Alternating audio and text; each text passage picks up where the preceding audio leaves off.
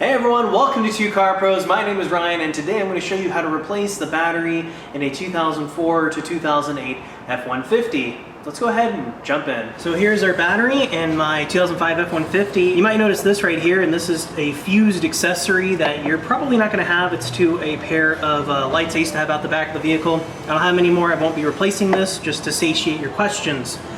So what we can do is grab an 8mm wrench or deep well socket and remove our negative battery terminal cable. You always remove your negative battery terminal cable first. Always, always, always. And there we go. Jiggle that loose and sash that down in a way that it can't accidentally touch while we're working. Then we can take off our protector for our positive. And again, 8mm, and we're going to go ahead and remove this. Or just loosen it and then remove it. There we go, perfect. We'll set that aside, again, in a way that it won't accidentally touch while we're working. With our cables fully off, we can go ahead and remove our plastic battery shield. Set that aside. So right here is our 8mm battery hold down bolt. We can go ahead and remove that. There we go, remove that chuck, set it aside. We can remove our battery. So this is the battery I just took out on your guys' left, and you can see that it is a bit shorter than our replacement battery, and that's okay because the way it's held down is down here at the foot cleat. The only thing you really want to make sure is that the positive terminal and the negative terminals are in the exact same spot, and then you want to make sure you have at least the same amount of cold cranking amps. This actually has a little bit more, which is fine. I will put the actually factory rated battery down below in the description for you, but the guy at the battery store said this one will work just fine, and it's AC Delco, so I'm more than comfortable putting it in this truck. You just want to make sure you're in the ballpark and that your terminals are in the right spot. But again, I will put the absolutely factory correct battery down below in the description. So right here in this groove is the rear cleat holder. So the rear of the battery is going to slide down into this slot. Grab our battery and just put it down in there. Now you get to this stage and it's kind of slid forward. What you want to do is slide it as far back this way as you can. And then we can grab our battery hold down block or cleat, whatever you want to call this. So now we can grab our battery hold down, place that battery hold down there. So you want to make sure that the cleat is nice and secured with our battery hold down, and we can just tighten that up.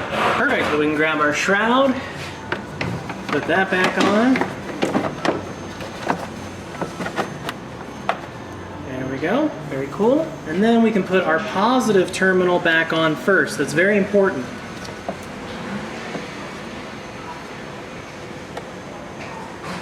Once that terminal's all the way down there, we can go ahead and tighten her back on up using our 8mm. Now, it doesn't have to be Hulk tight, just enough to where it's not coming off. And if your terminals are dirty inside, you might want to consider cleaning them. I've shown how to do that a bunch of times on this channel. Now, when you're attaching the negative, it's very important to just touch the battery first like this and let off. If there's like a ton of sparks or things get real exciting real fast, take it away and figure out, you know, what the problem is. But ours is totally fine, so I'm just gonna go ahead and put ours back on. Not Hulk tight or nothing, just like that's just fine. Thank you so very much for watching. That's how to replace a battery in a 2004 to 2008 Ford F-150 with a 5.4 liter V8. Now this is a very easy, approachable job that anybody could do at the side of the road, in a parking lot, or anything like that with, you know, basically one tool. The only thing you really need is an 8mm deep well socket and a ratchet, and you can do this job, saving you who knows how much. I'm pretty sure a dealer would charge you 200 bucks to do this. This was not 200 bucks. This was really easy. The battery was about $100 or so, so you're really saving yourself 100 bucks by putting it in yourself. And it was very easy and did not take a lot of time. The only thing you might want to look into is if you still have a stock radio, you might have to input a code that will be either inside of your glove box or in your owner's manual to reset that. I'm unsure if Ford did that or not. I don't think so, but if you have like a really fancy one from factory, it might.